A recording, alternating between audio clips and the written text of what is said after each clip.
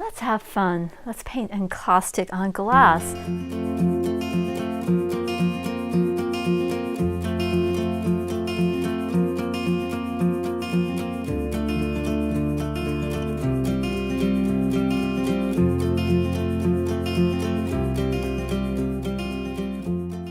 Encaustic painting is a very ancient form of art using Wax, pigment, and heat.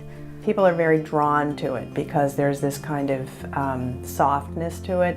It's like looking through fog or water or something like that. Encaustic painting is painting with wax, with melted wax, and then you can use a brush, a palette, and each layer is fused to the next layer using some source of heat. It's fun to use fire. I mean, how many other painting techniques do you get to light up your blank art and go to town with it? So it becomes really, really challenging to get what you want. So you sort of have to let the wax also do what it's going to do and not just accept that, but love that. It's also has a specific texture to it that painting doesn't have. So when you look at an encaustic painting, you are very drawn to the texture of it, which has its own life. And so there is this element of almost sculpture to it, which makes it very different than a regular painting. The wax itself is a very unusual thing to work with. It doesn't work the way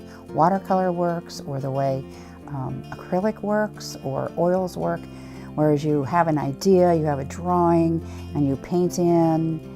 So it's a very fluid medium. You can use it for just about anything you want. It's one of the things that attracts me to it.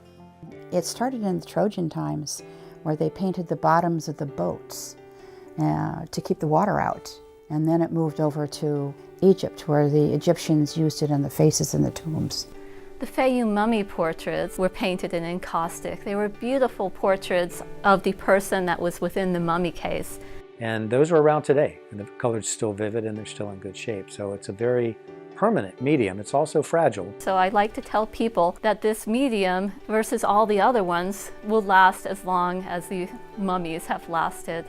And then it had a resurgence in the 50s and 60s, and probably the most famous artist would be Jasper Johns. The famous flag of Jasper Johns is an encaustic piece. If you look closely at that, that's newspaper background embedded in colored hot beeswax. The cool thing about encaustic is every artist can bring their own creative element and personality to it. I'm very interested in protecting the planet, and a lot of my work has to do with pollution and intermingling of things, and not in kind of a negative way, but that things become tainted and polluted by mankind, basically. So mine started out using my photographs as background elements, as subject elements, then painting layers of wax over that and perhaps embedding things into that wax. So mine tend to be abstract and very layered, where the bottom layers almost disappear. Color inspires me. Right now it seems to be the orange and ecru colors I like. Usually the color or the papers that I use direct what happens, whereas I might have an idea. When I start working, the paint itself takes me somewhere else, totally. So my current series is about women's suffrage. Once I started reading first-hand accounts, I learned so many stories that I had never heard about. So after researching, I created various paintings telling the stories of these women and what they went through. If you're an artist watching this, my guess is you might want to try this, and I would highly recommend it. Encaustic means heat. Getting to use a blowtorch, that's the fun of this process.